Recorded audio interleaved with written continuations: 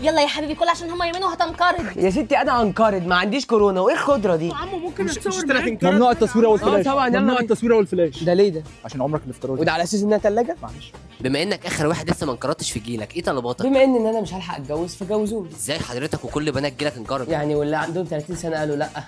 مش هتعملي ديسكاونت بقى او تديها لي ببلاش؟ ايه ده بمناسبة ايه ده ان شاء الله؟ اصل انا هنقرض قريب، ممكن رقم؟ ايه ده؟ وحضرتك عبيط؟ وقف كده البتاع ده.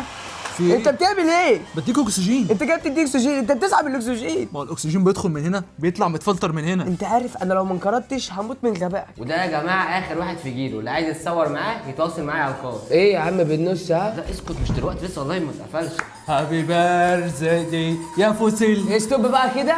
ايه فوسيل دي؟ يعني حفريه. ايه انا شايفني ديناصور؟ توحشني يا يوسف. وانت كمان يا كنز ما تزعليش. طب جيب لي حاجة حلوة انت جاي. هو انا رايح على النزهه، انا رايح انقرض، ما تشوف اختك يا عم. انت عامل ايه في الولد؟ بدور على طريقه التحنيط عشان لما يوحشنا. يعني الفراعنه احتاروا فيها 7000 سنه وانت جاي تجيبها دلوقتي؟ يعني انت منيمني وحاطط لي التابوت في بقي، ايه اللي هتحكي لي حدوته الفراعنه وانت عايز تحنطني؟ انا مش عايزاه انقرض، انا عايزاه يلعب معايا. ما تخافيش يا حبيبتي، هجيب لك واحد تاني وموديل 2009. يلا بينا بقى انزل لك الابديت الجديد بتاع 2018 بدل 2007. لا انا هنقرض احسن.